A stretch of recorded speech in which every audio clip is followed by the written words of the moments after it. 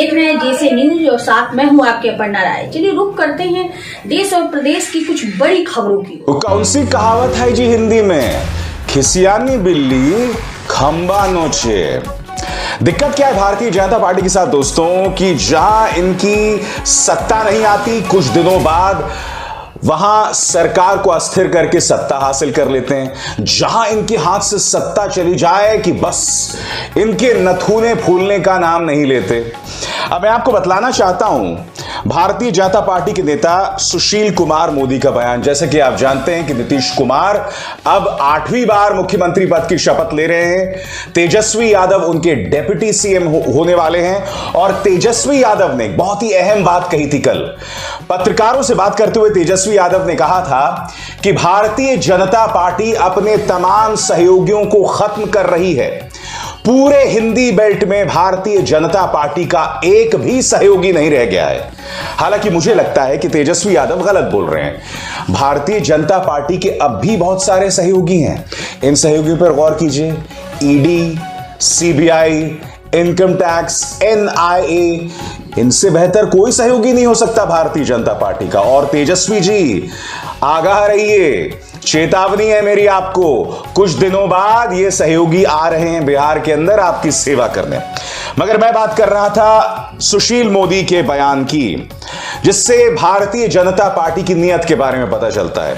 सुशील कुमार मोदी का बयान आपके स्क्रीन पर। हम लोगों ने उन्हीं को तोड़ा जिन्होंने हमें धोखा दिया। महाराष्ट्र में शिवसेना ने हमें धोखा दिया, उसका परिणाम उसे भुगतना पड़ा। बीजेपी नेता सुशील मोदी का बड़ा बयान। इससे भारतीय जनता पार्टी की नीयत साफ तौर पर पता चलती है। सुशील मोदी कह रहे हैं कि जो हमें धोखा देते हैं हम उन्हें तोड़ देते हैं। मैं इनसे पूछना चाहता हूं, ये लोकतंत्र की या संविधान की किस धारा में लिखा हुआ है कि अगर कोई पॉलिटिकल पार्टी आपको धोखा दे दे तो आप उसे तोड़ दें? मैं आपसे पूछना चाहता हूं मिस्टर सुशील मोदी, 2015 में नीतीश कुमार ने लालू प्रसाद यादव के साथ सरकार बनाई थी। 2017 में 20 महीने बाद वो सरकार टूट गई। लालू प्रसाद यादव कहते हैं कि नीतीश ने हमें धोखा दिया। उस धोखे के साझेदार आप भी रहे। सबसे बड़ी बात, जनादेश मिला था कमलनाथ और कांग्रेस को, मगर कुछ दिनों बाद साम दाम दंड भेद से आपने वो सरकार तोड़ दिया। आपके खुद के मुख्यमंत्री शिवराज सिंह चौहान कह रहे थे कि हमें प्रधानमंत्री नरेंद्र मोदी की नाक, उनकी लाज रखनी थी, इस वजह से सरकार को तोड़ा गया। उस धोखे के बारे में आप क्या कहेंगे?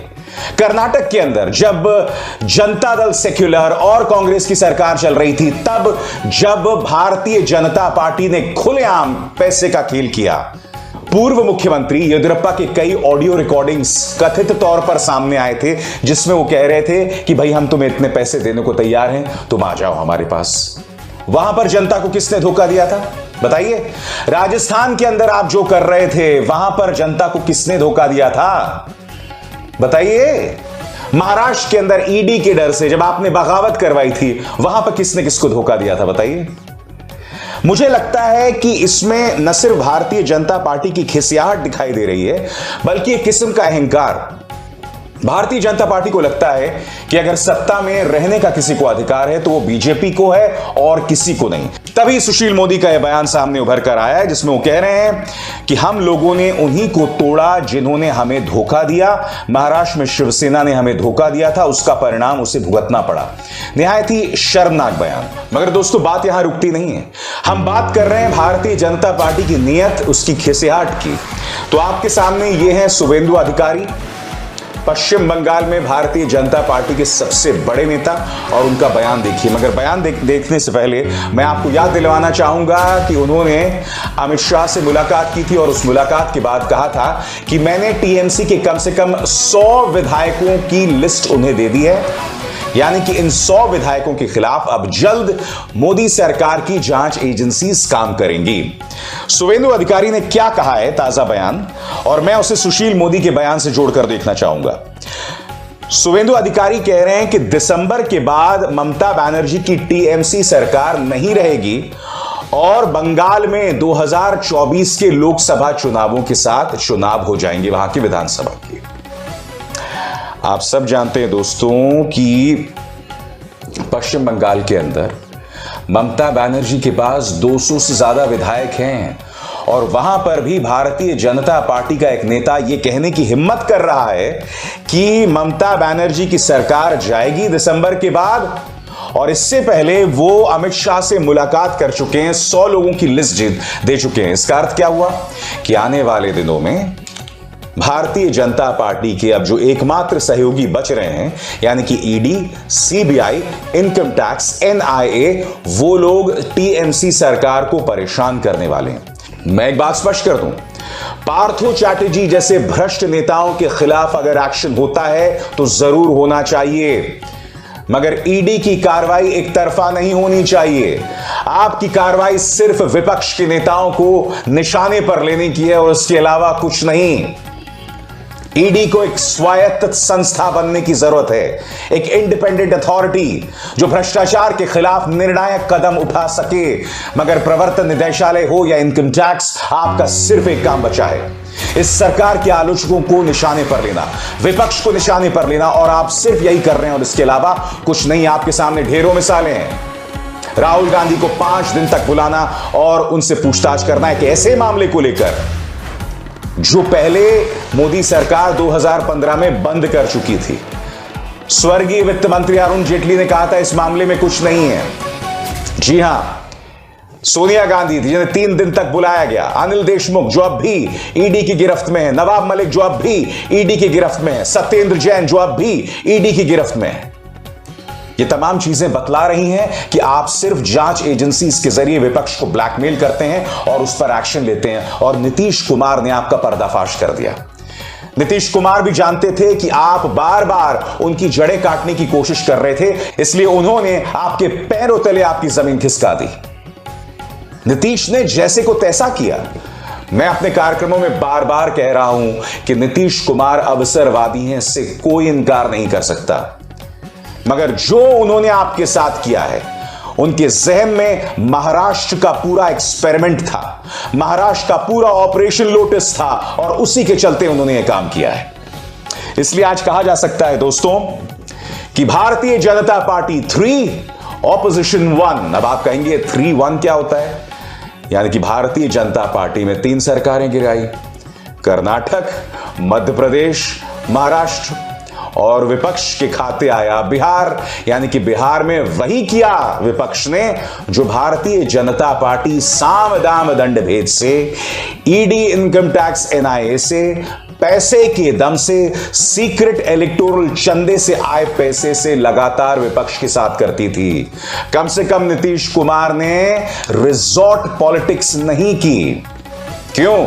सही कहा या गलत कहा? और सबसे बड़ी बात, भारतीय जनता पार्टी के अध्यक्ष जेपी नड्डा ने कहीं और नहीं, बिहार के अंदर कहा था कि अगर भारतीय जनता पार्टी की ताकत बढ़ती गई तो हम क्षेत्रीय दलों को खत्म कर देंगे। आपको याद होगा जनता दल यूनाइटेड ने इसकी आलोचना की थी, और खुद जेपी नड्डा साहब को यह बात समझनी होगी कि इस देश का लोकतंत्र तभी बना रहेगा जब इस देश का संघीय ढांचा बना रहेगा। इस देश का संघीय ढांचा तभी बना रहेगा जब इस देश के क्षेत्रीय दल बने रहेंगे। भारतीय जनता पार्टी करना क्या चाह रही है? पंजाब में अकाली दल खत्म कर दो, महाराष्ट्र में शिवसेना खत्म कर दो, पश्चिम बंगाल में तृणमूल कांग्रेस खत्म कर दो, साउथ में जाओ तो डीएमके को खत्म कर दो, नवीन पटनायक को खत्म कर दो, अरविंद केजरीवाल को दिल्ली में खत्म कर दो। यानी कि क्षेत्रीय दलों को खत्म कर दो और खुद हर जगह काबिज हो जाओ। मैं आपसे समझना चाहता हूं, यह लोकतंत्र का कौन सा पाठ आप इस देश की जनता को पढ़ा रहे हैं? बताइए। तो जाहिर सी बात है, जब जेपी नड्डा बात करेंगे इस तरह की, वो भी बिहार के अंदर, तो नीतीश कुमार तो पलटवार करेंगे ही ना, और उन्होंने वही किया। अब देखिए, नीतीश कुमार और तेजस्वी यादव की सरकार चले, कितनी चलेगी ये बात अलग है, वो मुद्दा बिल्कुल अलग है। मगर नीतीश कुमार ने जो कदम उठाया, मैं उसे जैसे को तैसा मानता हूं, और उसके अलावा कुछ नहीं। भारतीय जनता पार्टी को अपनी राजनीति पर विचार करना होगा। आज आप सत्ता में हैं, कल आप नहीं रहेंगे, तब क्या होगा बताइए? तब इन्हीं एजेंसीज का इस्तेमाल ये विपक्ष आपके खिलाफ करेगा, तब आप रुदाली करोगे, तब आप त्राहिमाम करोगे।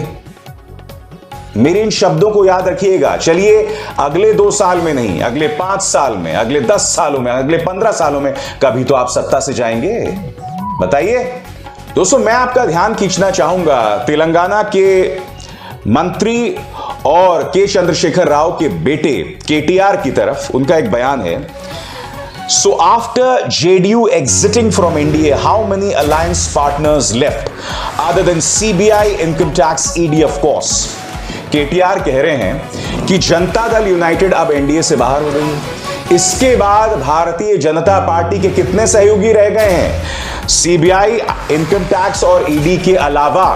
केटीआर के इस बयान का जिक्र मैं अभी कर चुका हूं, मगर आज मैं आपको पर्दे के पीछे जो कहानी हुई है ना, उसका भी जिक्र करना चाहता हूं।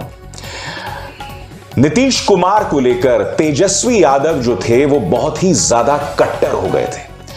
वो नहीं चाहते थे कि नीतीश कुमार के साथ किसी भी तरह का समझौता हो, मगर उनकी सोच को बदलने का काम किया था एक शख्स ने, तेलंगाना के मुख्यमंत्री केसीआर। मैं आपको बतलाना चाहूंगा दोस्तों, केसीआर ने लगातार लंबे वक्त तक तेजस्वी यादव के साथ मंत्रणाएं की, उनको समझाया कि अगर विपक्ष को अपना वजूद बचाना है तो आपको अपना अहम त्यागना पड़ेगा। और यही नहीं, एनडीटीवी की खबर के मुताबिक भारतीय जनता पार्टी के साथ जब नीतीश कुमार की सरकार बन गई थी, कुछ ही दिनों बाद उनको आभास हो गया था कि उनसे गलती हो गई है। और एनडीटीवी की इस खबर के मुताबिक नीतीश कुमार राबड़ी देवी से मिले थे और उन्होंने माफी भी मांगी थी। अब हम नहीं जानते कि यह खबर की क्या विश्वसनीयता है, जैसे मैंने आपको बताया एनडीटीवी की खबर है, मगर नीतीश कुमार समझ गए थे उसी वक्त से कि भारतीय जनता पार्टी उनके लिए आने वाले दिनों में दिक्कतें पैदा करने वाली है। तो अहम मुलाकात होती है ईद के इफ्तार के दौरान, और यहां पर एक बंद कमरे में नीतीश कुमार और तेजस्वी यादव की बैठक होती है। इस बैठक से पहले मैं आपको बतलाना चाहूंगा कि केसीआर यानी तेलंगाना की चीफ मिनिस्टर का एक बहुत अहम किरदार था। वो तेजस्वी यादव को लगातार समझाते रहे और उसी का परिणाम हुआ कि तेजस्वी यादव का हृदय परिवर्तन हुआ। उनके पिता लालू प्रसाद यादव जो आजकल बीमार हैं, वो भी तेजस्वी को लगातार समझाते रहे और तेजस्वी यादव ने समझा कि राजनीति में अपने वजूद को बनाए रखने के लिए उन्हें 2-3 कदम पीछे जाना पड़ेगा, अपने अहम को त्यागना पड़ेगा, और फिर उन्होंने नीतीश कुमार से हाथ मिलाना सही समझा। मैं आपको बतलाना चाहूंगा कि तेजस्वी यादव की जो लगातार बातचीत हो रही थी नीतीश कुमार के साथ, वो राहुल गांधी को भी लगातार खबरें दे रहे थे कि क्या क्या हो रहा था। मगर राहुल गांधी ने इसी रविवार को, इसी संडे को बिहार के तमाम कांग्रेस के नेताओं से बातचीत की और उन्हें बताया कि तेजस्वी यादव और नीतीश कुमार का पूरा समर्थन करें। यानी कि भारतीय जनता पार्टी को पटखनी देने के लिए यह पूरी जो पटकथा है वो रची जा रही थी, और भारतीय जनता पार्टी को बिल्कुल भी आभास नहीं हुआ कि उनके साथ खेला हो गया है। मगर आप जानते हैं इस पूरे प्रकरण में सबसे ज्यादा झटका किसे लगा है? देश के गृह मंत्री अमित शाह को। क्योंकि देश के गृह मंत्री अमित शाह को लगा कि स्वर्गीय अरुण जेटली के बाद बिहार के अंदर जो सियासत है उसे बदलने की जरूरत है। इसी वजह से नीतीश कुमार के बेहद करीबी सुशील मोदी को हटाया गया और उसकी जगह किसे लाया गया? रेणु कुमारी और तारकिशोर प्रसाद को। और यही नहीं, संजय जायसवाल को भी बिहार का प्रमुख बनाया गया भारतीय जनता पार्टी का, जो लगातार नीतीश कुमार के खिलाफ बयान देते रहे। यानी कि अमित शाह के आने के बाद नीतीश कुमार की मुश्किलें बढ़ती गईं। अब नीतीश कुमार के सामने सिर्फ 2 ही विकल्प बचे, या तो वो अमित शाह के सामने नतमस्तक हो जाते या वो पलटवार करते, जो उन्होंने किया। अमित शाह को भी अंदाजा नहीं था कि नीतीश कुमार इतना बड़ा कदम उठाएंगे। यानी कि नीतीश कुमार ने अमित शाह के अहम को चोट पहुंचाई है, और ये नीतीश कुमार और तेजस्वी दोनों के लिए खतरे की बात है। क्योंकि अमित शाह के साथ जो कुछ बुरा करता है, अमित शाह उनसे माफ नहीं करते हैं। आने वाले दिन न सिर्फ नीतीश कुमार बल्कि तेजस्वी यादव के लिए बहुत मुश्किल होने वाले हैं। मगर सियासत की निगाह से देखें तो बहुत दिलचस्प। विपक्ष के सामने सिर्फ एक विकल्प है। मैं जानता हूं कि कांग्रेस के कई विधायक नतमस्तक होते आए हैं। आपको याद होगा झारखंड के अंदर क्या हुआ था। झारखंड के अंदर 3 विधायक पकड़े गए थे कांग्रेस के, उनके पास लाखों रुपए थे, और यह बताया जा रहा था कि इस पूरी साजिश के पीछे हेमंत बिस्व शर्मा का हाथ है, जो आला कमान के कहने पर काम कर रहे थे। कुमार जयमंगल नाम के एक विधायक ने कहा था कि हमें 10 करोड़ का ऑफर किया गया था और स्वास्थ्य मंत्रालय का पोस्ट भी। ये तमाम चीजें सामने उभर कर आ रही हैं।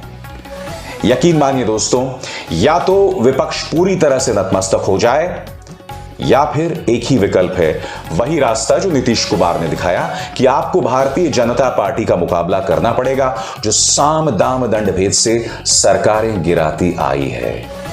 बहरहाल देखना है कि हमारा जो विपक्ष है उसमें कितना दम है, क्या वाकई उसके पास रीढ़ है, क्या वाकई वो कुछ कर पाएगा। क्योंकि अगर शुवेंदु अधिकारी की माने तो महाराष्ट्र के बाद अब बारी है झारखंड, राजस्थान और पश्चिम बंगाल की। वैसे अगर शुवेंदु अधिकारी इतने बड़े भविष्य के ज्ञाता होते तो उन्हें बिहार का तो पता होता। खैर, इससे एक ही सबक मिलता है दोस्तों कि अगर विपक्ष को अपनी लाज बचाए रखनी है, अगर विपक्ष को अपनी साख बचाए रखनी है तो उन्हें लड़ते रहना होगा और इसके अलावा कुछ नहीं। अविसार शर्मा को दीजिए इजाजत। नमस्कार।